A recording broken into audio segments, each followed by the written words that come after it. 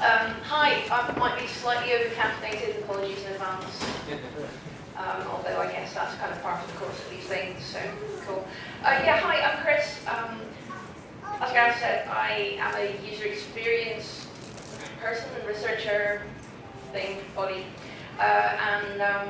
Yeah, I'm here to, it sounds really cheesy, doesn't it? Falling in love with your product's users, but I'm here to, I guess, inject a bit of thought about why anyone might want to have interpersonal interactions with people and where the value is in that. So I've heard a lot today about physical computing and a lot about the kind of the hands-on practicality stuff, but some of the questions I guess I'm going to ask are, why? Who is this for? What is this for? And of course, the reason that any of us build things is to give people something to enjoy, to transform their lives, or to just have fun with, or whatever. There's a human element that's really, really important. So come with me back in time, briefly. I was a really horrible teenager, as I'm sure many of us were. I hated everybody. I just thought people were horrible, and I mean, maybe that's just the disease of being a teenager, I don't know, but I just felt like people were frankly a bit rubbish and not to be trusted. Nothing awful happened to me, like, there wasn't this tragic backstory here or anything. It just, I kind of felt like people were not very good. And you can blame hormones, you can blame, basically puberty, you can blame whatever you like, but you can blame the musical choices that I made, the influences that brought things like Pink Floyd into my life. There are lots of reasons why one might decide that humanity on the whole is not really worth bothering with, and they might be more fun to, like, build robots quietly in a corner and just, not bother with kind of all the meat bags who are just frankly making the place terrible. So, yeah, so that was pretty much where I was. I then went to university and studied psychology without really managing to acquire a shred of empathy for my fellow human beings, which in retrospect perhaps says as much about our education system as it does about me. But you really shouldn't be allowed to go through a psychology degree without coming out going, wow, people are amazing. Instead you come out going, oh God, I think everything's wrong with me and everyone I know. That comes down after a while. Bonus shout out as well to having worked in a customer service position for a while. I don't know how many people have ever taken sort of public-facing service jobs. It's hard. You start out, you're already gung-ho, and I was doing directory inquiries, so it was like, yes, I know where that town is. Yes, let me help you. I'll just be one moment, and by the end you're like, oh God, people suck. And it's not. There was nothing wrong with any of the people calling. It's just that the whole system is not really set up to satisfy either party. For bonus points, this was in Glasgow, and when someone calls and you say, which name please, as we were instructed to do, this is the script that you've got to work from, which name please sounds an awful lot to a Glaswegian, like, what's your name? So people would go, John, and I'd go, okay, have you got a surname? Oh yeah, Smith. Okay, there's a lot of John Smiths, can you give me a street? Oh no, that's me, that's, I want my buddy, he lives in wherever. And so you have to go through this whole, like, cartoon of like, realizing, getting people to realize on the other end of the phone that you weren't asking for their name, you wanted the name of the person they wanted to call. Anyway, service design problem right there. Anyway, so yeah, left directory inquiries, basically just like, hating my fellow person even more than I previously thought was possible. But eventually, when I was a graduate student, I tripped over it. I didn't really, I wasn't expecting this at all. I had to do some small group teaching. And it turned out that small group teaching is brilliant. It's about the most fun you can possibly have in any kind of educational context, because it's basically just a chat, But it's nice to get paid to chat with people, and it's an interesting chat. There's kind of a topic, you can kind of circle around that, but you can actually have meaningful conversations as opposed to the kind of event broadcast thing that is most of higher education, where you sit in a room with maybe twice, 3 times as many people as this, and you just kind of talk at them for an hour or 2 hours, and then they go away. And spoiler alert, people are awesome. Actually, when you bring it down to this, when you start talking to people, they're so nice, they're so interesting, and they have interesting things to say, and they're interested in you. And this was like a whole new thing for me. I was like, man, people are really good. So I was thinking about tracking this journey from sort of misanthropy to whatever this new state that I was in was, still am. I was like, what is even the antonym of misanthropy? Like, you know, what's the opposite state of being that I kind of feel like I'm in now? And the best I could actually do was sort of Heads in Bridge, because it kind of captures that whole, you know, everybody loves everybody kind of vibe. You know, everything's warm and fuzzy, and we're all going to sit and knit our own muesli and then sing about it. It's going to be ace. So in sort of graphing this journey from misanthropy to Heads in Bridge, I was trying to define what is it that has made the difference, what is it that allowed me, apart from not being a teenager anymore, what is it that allowed me to start connecting with people and start realizing how important it is to talk to people. And actually, all it was basically cumulative time spent thinking about other people's needs. You can't teach and not think about other people's needs, not really. There's lots of things you have to do as you get older that are about other people's needs. For those of you who are pedantically, but quite correctly, thinking that this is not cumulative math because it goes down as well as up, in my defence, there were some less good periods. I had an awful time in the late 90s with a terrible boss and a rubbish job. It's not really cumulative math. But I think kind of what this illustrates is that you can't attend to other people's needs if you're too busy being miserable because your own needs aren't being met. But in general, thinking about other people's needs is awesome. You're all building really cool things. They are for people. I mean, initially, for many of you, they might be for you, but they bring you joy. So what is it that they're doing for you? And if you're building stuff for other people, what is it that they need? What is it that they want? Let's find out. The first thing you realize when you start paying attention to other people's needs is that they are not homogenous. Everybody has different needs. Everybody has different desires, different wants. People, in general, are not homogenous. So once you start looking a little bit closer, you have to kind of abandon these sort of generalities that you might have made about people. The trouble is that, like, when you look at them from a distance, or when you look at them all together, how people behave generally, it looks homogenous, and it's kind of an ugly sight. If you're not paying particularly close attention in general, people can all look kind of the same. We do things like, you know, A/B testing or whatever, or you say, oh, this group of people here versus that group of people there, and like you're taking all the A people and all the B people and basically going, these people are all the same. That seems kind of, you know, disappointing. When we're in a crowd, it feels homogenous, right? It feels like we're part of a thing. We've ceased to be individuals and we've started to become part of, it's almost a substance that kind of flows around. And it feels safe, it feels anonymous to be in a crowd. It's kind of nice, actually. Weirdly, I work in London at the moment, and like, you can be completely alone in a crowd in London, you know, like on the tube, everyone's in their little bubble, you know.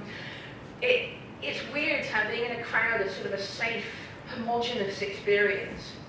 Unfortunately, the flip side of that is that people can misbehave in crowds or en masse because of that anonymity. So, you know, we have, the worst cases, we have stuff like, is everyone, if you haven't, go and read the piece in The Verge this week about Campus Sierra and about Weave and about online harassment of women and things like that.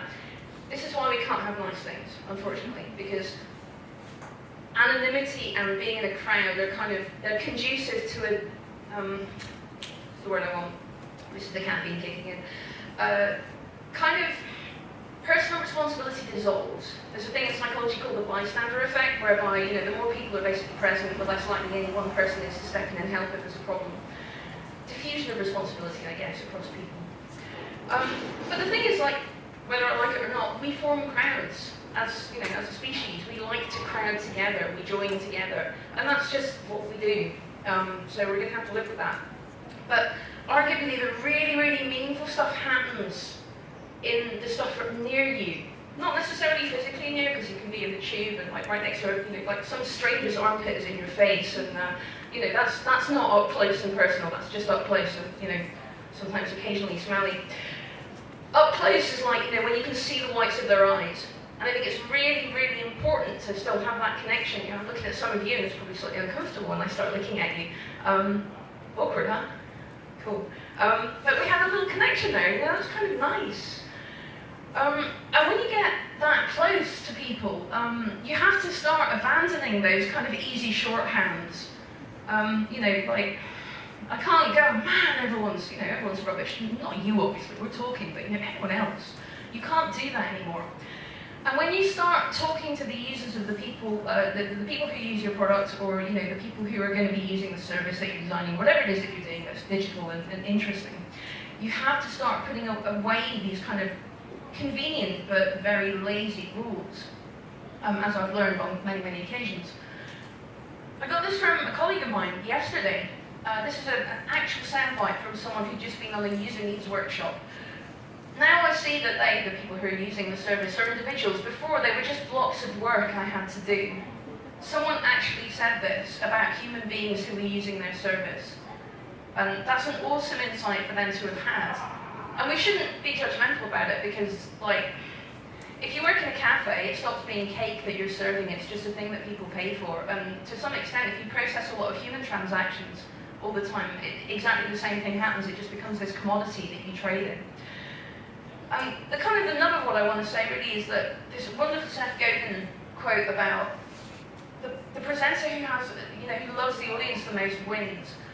And I found this to be really, really true when I was teaching. But I found it to be no less true doing user experience research, actually talking to people about how they use the stuff that we build. If you love them, you don't have to love them, you don't have to actually fall in love with them, but if you can find something about them that you think is really good and valuable and interesting, that's where your connection is, and that's so, so important.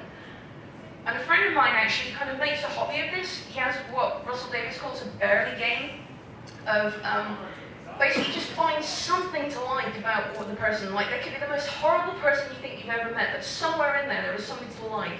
And he had a student once, and it took him about 6 weeks. He hated the student, but finally, on the last day, this student and he just had this conversation, and he kind of broke through the wall of hating this guy and realized that there's this whole backstory to why this guy was behaving like he was. There's always a reason why people behave like they do. Sometimes it's hard to unpick, and I'm as guilty as anyone else of going, wow, what an asshole, and then later on you realize, it's maybe not an asshole, maybe you just have a lot of stuff going on. Everybody has something to teach you, absolutely everybody, about your product. One of the first gigs that I did when I ran away to join the digital circus was to work at Skype for a little while, and that was really cool because they're well resourced. They have these wonderful usability labs where you can sit, and you've got basically a room where your participant comes in and they sit at a computer, and usually someone sits with them, and they'll have a little chat, and they'll maybe do some stuff on the machine, and you've got the design team and other people like me sitting at the back, taking notes, going, really? Did he just do what I think he just did? The great thing about doing this is that you're just constantly surprised. You sit in the room with the participant who's come in to do the research for an hour, and you just learn all kinds of stuff about them, about the product that you never knew. Invariably, there's form design stuff, so at Skype, no exception, you've got to register for the service. These are not actual things that they necessarily ask you for at Skype, but everyone's been through this really painful registration procedure, right, where you sign up for a service and then they're like, really? They need this? Really? They need this information? And although the form was nowhere near as intrusive as that at Skype, it was a really basic form, people who designed it, great, competent designers. I guarantee you can design any form you like in the world, and there will be someone walking to usability testing, and within 2 minutes you're just like, oh god, this is the worst form ever. It doesn't matter. There's just something about form design that brings, there's a blind spot as a designer where you design a form, you think it's just completely idiot-proof, and then someone comes in and proves that you are in fact the idiot. It's amazing. I watched a guy go round and round pogoing, basically, with a repeating errors and repeating errors. And because we didn't do the nice things like move into the right point in the page after the error had been detected, when it made the round trip to the server and so on. He just got so frustrated, and eventually he was like, you know what, at this point, if we weren't sitting in this session, I would have stopped. I would have just given up registering for this thing. And so, such a valuable experience to just chat with people like that. It's also really interesting. Skype was a really interesting example of thinking about people's mental models. So I don't know if you've come across mental models before, any hands? Oh, a couple of people. Fab. In general, I guess a mental model is anything whereby you can describe what you think the thing is doing. So Skype, superficially, it's supposed to be like the telephone for your computer, right? So we had a really, really interesting week where we had lots of older users come in who were maybe less au fait with technology and less au fait with the web. And with Skype in particular, they hadn't used it before. They knew, most of them knew a little bit about it. They knew it was kind of like a telephone but for your computer. So we would go through the registration process with them and they would download it from the web. And then we'd go, right, what do you think happens now? And completely reasonably, I thought, one person who downloaded it on the computer went, well, it should work on my phone now. And you're like, oh, wow, this is like a whole mental model we've never even considered, that this person is really, really taking very literally the idea that this is Skype for your phone. This is like, the internet phone for your computer thing. Wow, mangled that. Anyway, yeah, my mental model of how to speak today is a little flaky. So it's really interesting to sit in a room with people and just ask them what they think is happening. And in general, the number one rule, my number one rule anyway, for making better stuff is very, very simply, spend time with people. Whoever's going to be using your thing, spend time with them. It could be 5 minutes, it could be 10 minutes, it could be an hour. You could sit with them all day long while they use it in the context of their job and you would learn so, so much. It's really rare to be able to have the time to do that, unfortunately, but it's cool. I'm going to talk a little bit, just briefly, about gov.uk. So Paul Downey was talking about this before, he said, I hope he conveyed to you how really awesomely cool and interesting it is and how radical it is in terms of like a shake-up for how people are doing digital government. Really, really exciting. And I've been working on this for a few months in a project in the Home Office. And basically what we're trying to do is improve the process of applying for visa and immigration products online. So people come from abroad, they want to come to the UK, they go through a whole set of forms. It could be better than it is. It could be a lot better than it is at the moment. The biggest problem that we have though in terms of getting in front of users is that like 90-something% of our user base are abroad, of course, because they want to use the service to come to the UK. So we have this issue where we've got people in places like Kuwait who want to come to the UK. And they're really far from us, and much as I would love for government to go, oh, you know what, just fly out to Kuwait and do some user testing for a few days. That's not going to happen. That would be wasting your valuable taxpayers' money, and you don't want to do that. So instead, what we do is we just get in a virtual room with them. We use GoToMeeting, which is kind of handy. I don't know if anyone's used it before, but it's actually pretty good. Not only does it allow you to chat with people and share screens, but you can also record the session, so you can go back and watch again and look again as they go through your form. And so we've got like a prototype running, and they can just use it on our machine remotely. It's really, really cool. So, in the service of trying to get you to think about getting a little bit closer to your users, I think it's unrealistic to expect you to fall in love with the next person you sit down with and talk about what you're making. I don't literally want you to do that, that'd be kind of weird, but I do think it would be nice to just think about how you can improve your connection with the people who are using the stuff that you make. And so I thought I'd go through a model that I've used a few times, which is very, very simple. It has 2 parts, basically. It's like how much the person likes your product or service or whatever it is that you make, how much they like it already. Not how much they'll like it when you finish with them, because when you finish with them, you'll love it. But right now. And the second thing is how much they already know. Now, it's not just how much they know about your product, how much they know about the space in which your product works. Like if it's a piece of software that they can download and put on their desktop machine, or if it's like a web app or whatever, how much do they already know about that space? How much do they already use some of the kinds of things? So we've basically got these things with these 2 axes of know-how and engagement, or like buy-in, knowledge, or whatever you want to call them. And we can divide that space up into 4 quadrants, essentially. So if I show you the 4 quadrants, that's the space we're going to work in.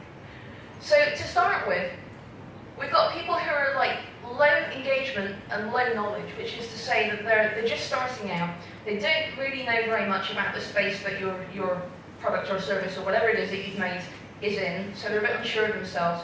And you haven't really sold them on why it's awesome. So these people are going to be beginners.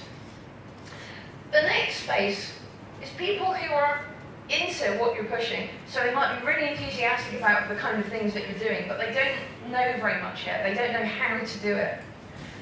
But they're really enthusiastic. they just sort of like, they need a little bit of help with that. So I'm going to call these people, and I mean this nicely, I'm going to call them puppies. They're kind of big and enthusiastic, but they're kind of, it's slightly formless enthusiasm at the moment.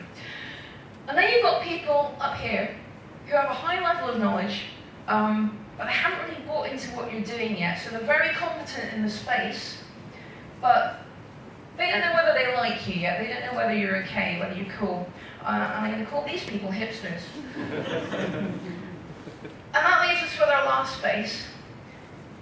People who not only know a lot about what you're doing, but who are really enthusiastic for it. These are great, these are amazing people to have on your side. They're like evangelists for what you're doing because they get it and they get why it's important and you've sold them on it. And these are your best friends, basically. So this is the kind of space that we can operate in when thinking about people. You don't necessarily have to interview absolutely everybody who might conceivably one day use your product. You can just think about it as sort of this space. Now, this is a space that I invented, and I'm not totally sure that it maps to all situations or all products or anything like that. But, and I'm probably not the first person to come up with it, I'm sure someone's done this before.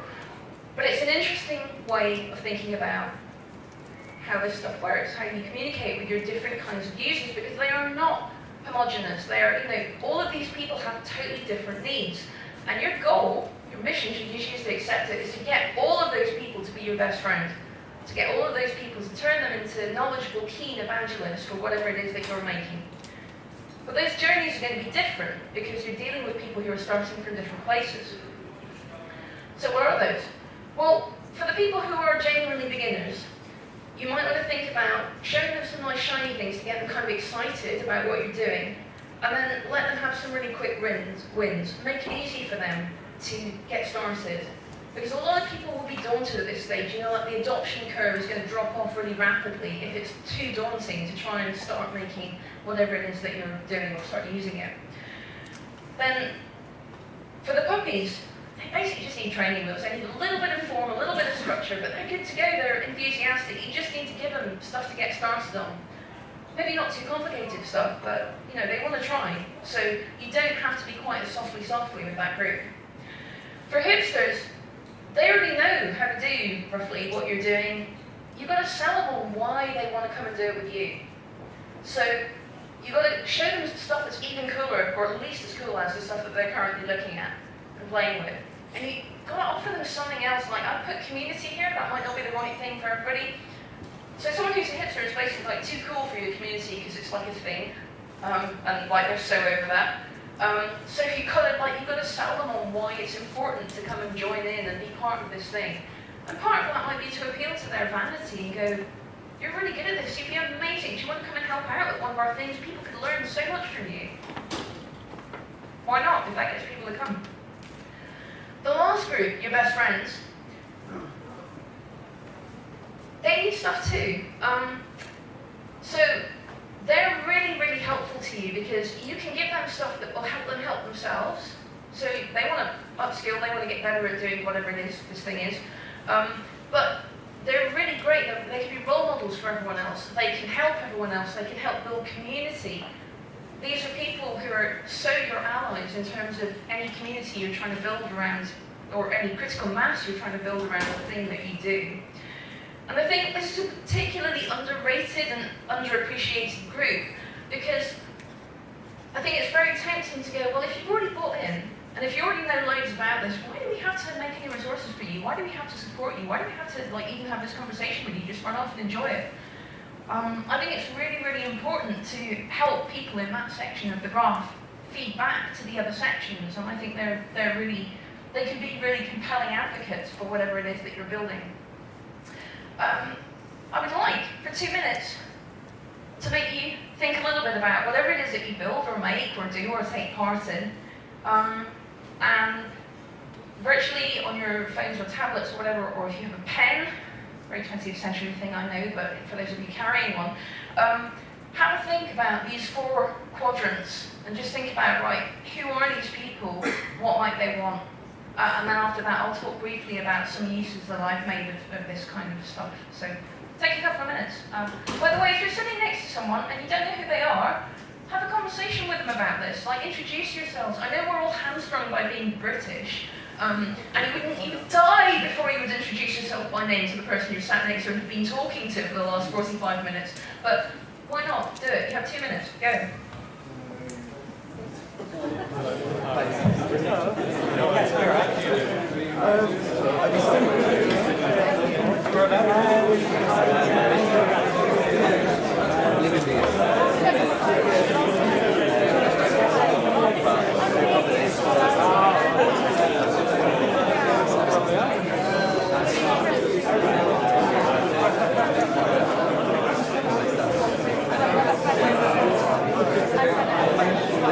Like, what is my product?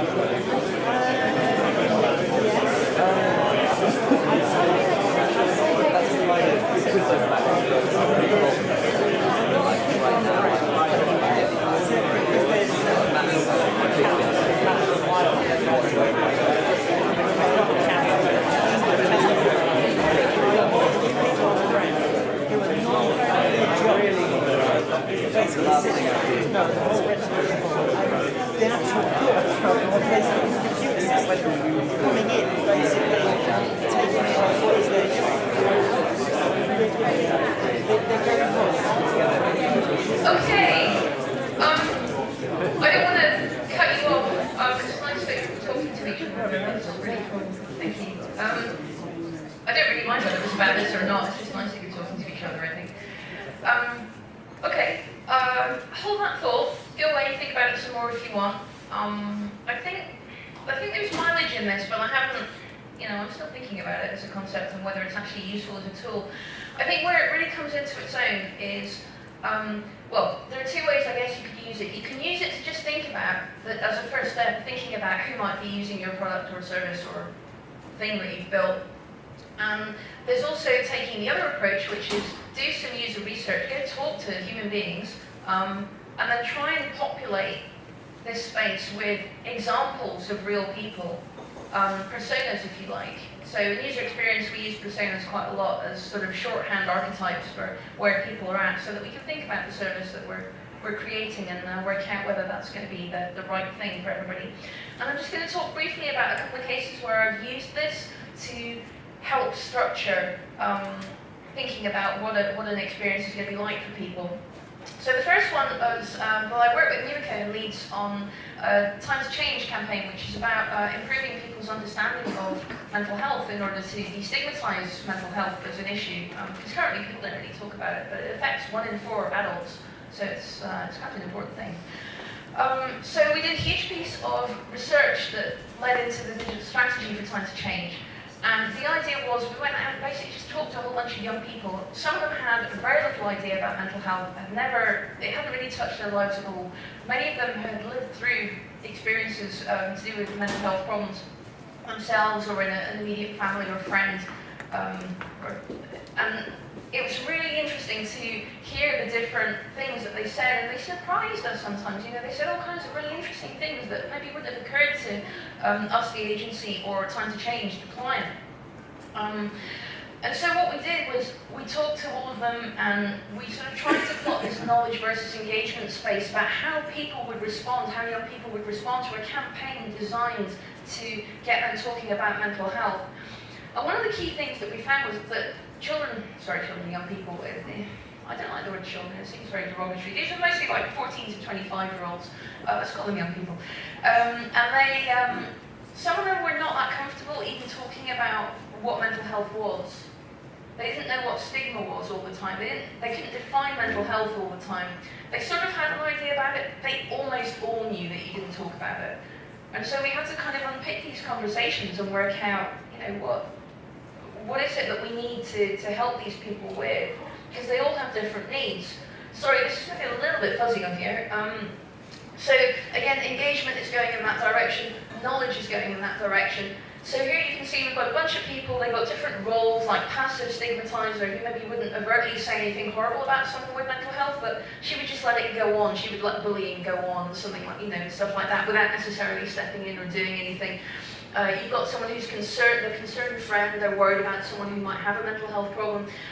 You've got someone who's a reactive supporter who'll go, oh yeah, I'll sponsor you to do that thing, and they have time to change, but who wouldn't take proactive decisions to do something themselves, and so on and so on. And we kind of mapped out the whole space, right up to the point where you've got evangelists and ambassadors for the campaign. And I think one of the really interesting things for the client about this was I'd never thought about giving young people who were already in that completely bought in and highly knowledgeable space resources. They didn't think those people needed resources, but they do. If you want to have a campaign, you've absolutely got to rope them in. You've got to help them help everybody. You've got to help them help themselves as well, provide them a community of other people like them, help them design and develop a community for other young people.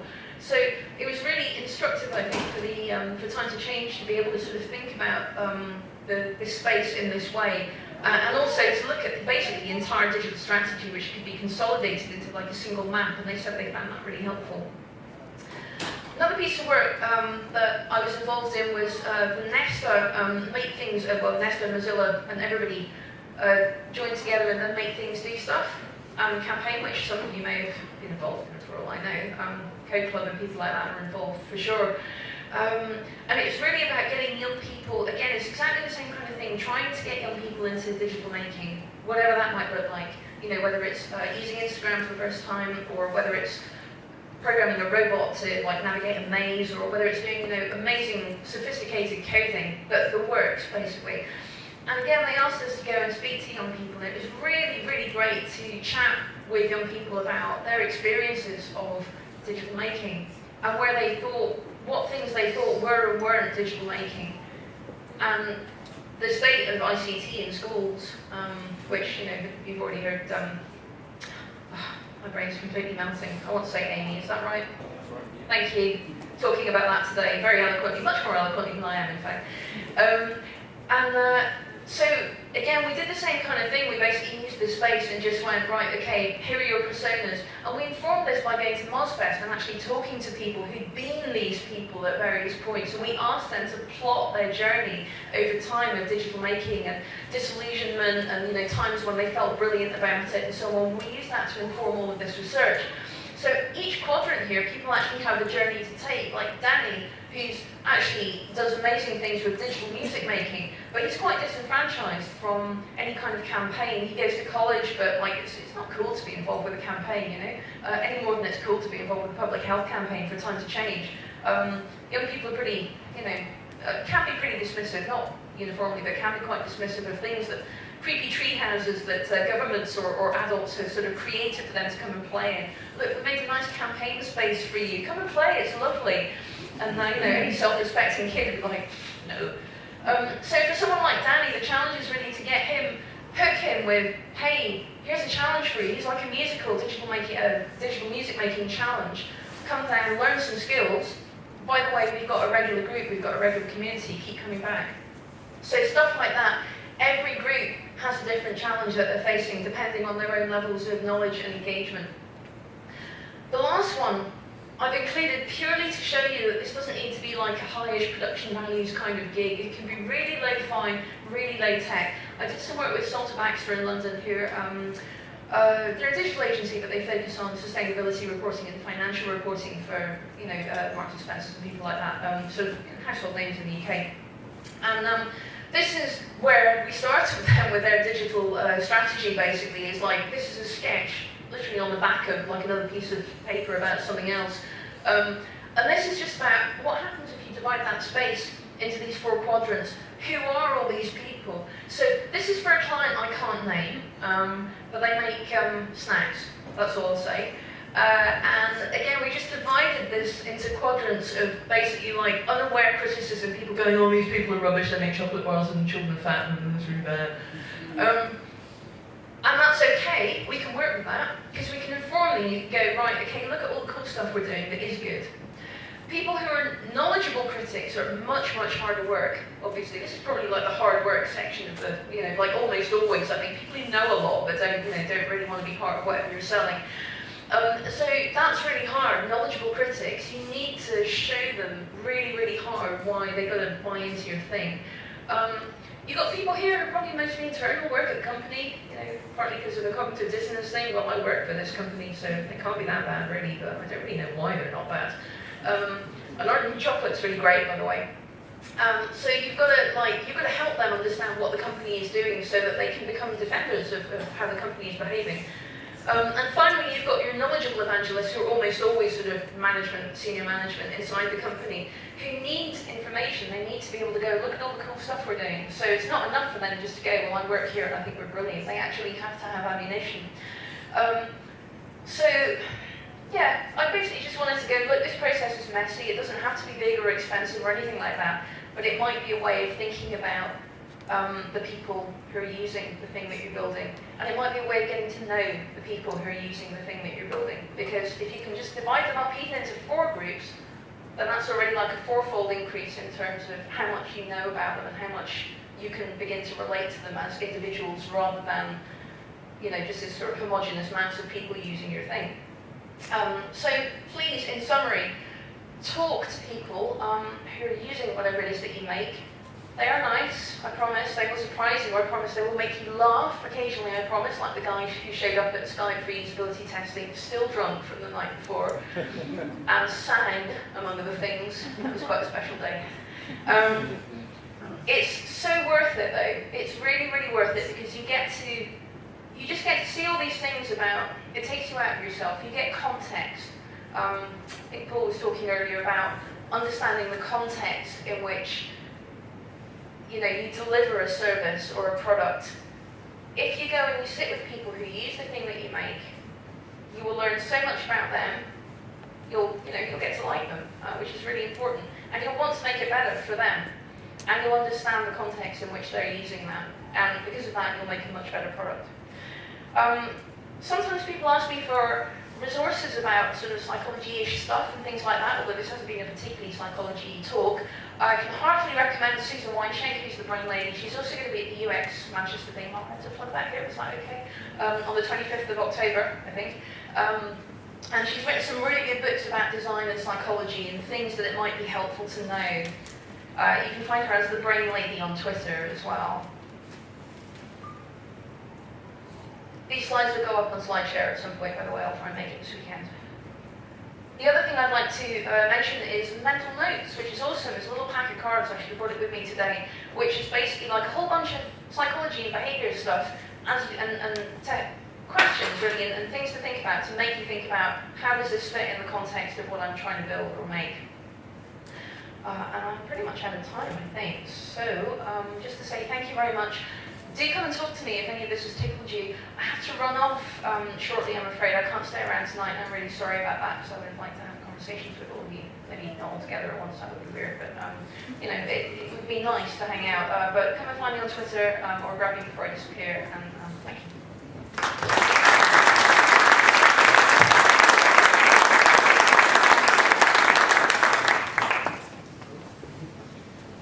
We do have time. If you have time, Chris, for perhaps 1 or 2 questions. Hi. The ultimate open source passive aggressive answer is you can edit the code, which means leave me alone.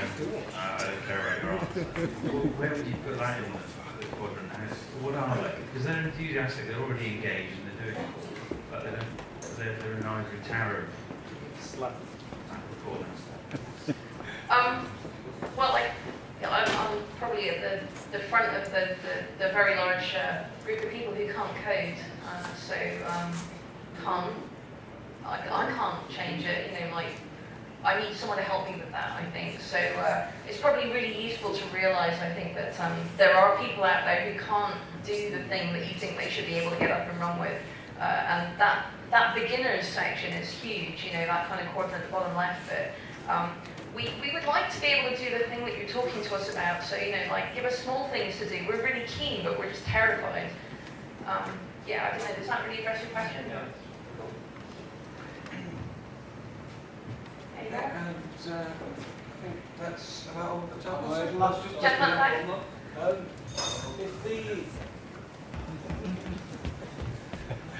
If the overly enthusiastic users, that's the ones on the top right from where I was looking, go sour and then move into a different quadrant, how do you get them back? For example, if you release a buggy piece of software or a bad new product that they just don't, they prefer the old one. So they go from evangelist to, you know, hating the product. Any tips on that? That's really hard. There is almost nothing as vicious and unrepentant as someone who used to be in love with a thing and now hates it. I mean, just from personal experience, I think probably just give them a little bit of time to cool off. I can't answer that. That's a great question. Are you invited into your team? Pardon? Are you invited into your team? Oh yeah, always good. I mean, a great way to handle critics is to go, wow, what a great critique, you know, you're right, I think we dropped the ball, please come and give us feedback. So that's a really great way of getting people to come back in. I think humility, like, regardless, you know, like, we lost someone, not, we don't need you, you know, that's a terrible way to be. You know, put down the arrogance, go, man, we lost someone, why did we do that? And a bit of, you know, examination about why that happened. I think you saw this happen at Skype, where there was a version for Mac that they brought out after a long period of not updating it, and like it just destroyed people's loyalty to Skype on the Mac. They didn't totally stop using it, but like everyone was, for about a year and a half, everyone was like, oh, I can't talk about it. And so I guess the thing with Skype is that because they got in early and they got in, you know, at a time when people were really excited about the product, people didn't really stop using Skype on the Mac just because they hated that version. So I guess you know you're doing it right if people are just constantly bitching about how it's awful, but they're still using it.